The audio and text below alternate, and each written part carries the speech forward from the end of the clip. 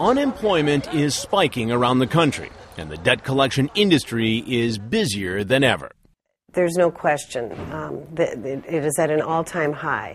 Roseanne Anderson, who represents industry trade group ACA International, says contrary to its predatory reputation, the debt collection business plays an important role in the nation's economy.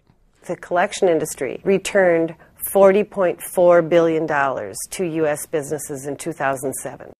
But there's another part of the industry that collects billions, even though it sometimes flies under the radar. When a traditional collection agency can't recoup money for a retailer or credit card company, those businesses often sell the delinquent accounts to debt buyers, usually for pennies on the dollar. These debt buyers are then free to collect and keep whatever they can.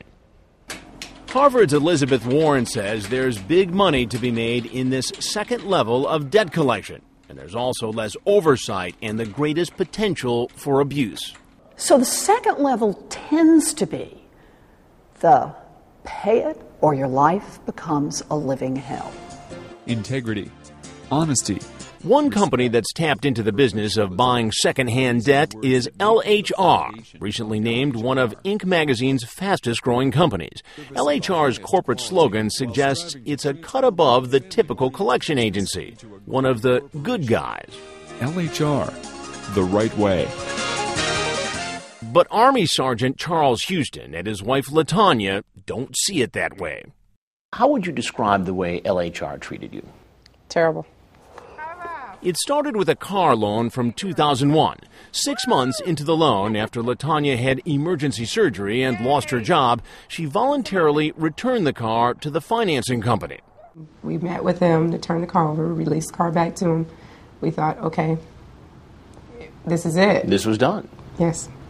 But 7 years later, Charles, an Iraq war vet, got a surprise call from someone claiming to be an investigator. The caller told him they still owed the full $11,000 for the car. The case, he said, was now a military matter. Unfortunately, I do have to submit my paperwork over to the military investigators.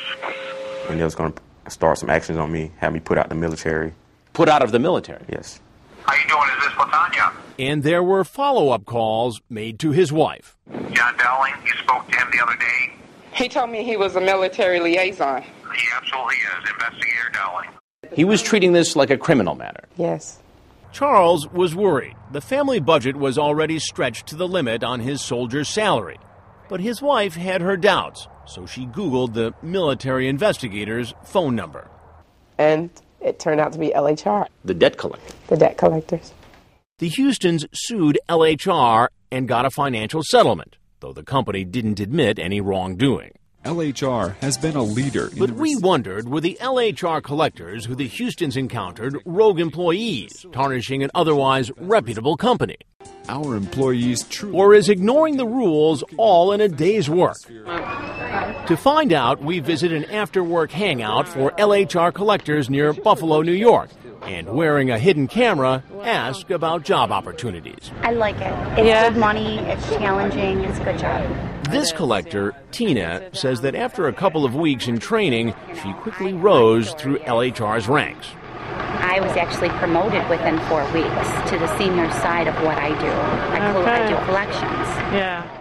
She gives us a sample of her official-sounding talk-off, the rap she uses with consumers. It sounds designed to make them think a lawsuit is on the way. I tell them it's a pending legal matter. She appears to be well-versed in the law governing debt collection.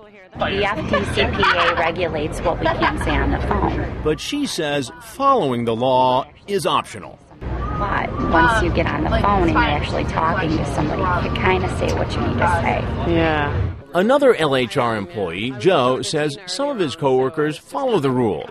Others, not so much. When you're starting out, you have to be very a lot more reserved. But once you get in there, once you get promoted and on a team, you can bend the rules a little bit more. Joe says he walks the line most of the time, but also knows how to cross it with a tactic that sounds like harassment.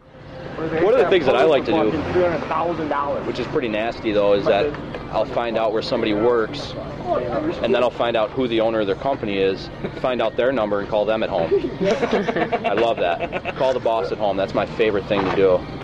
And remember how the other LHR collector passed himself off as a military liaison?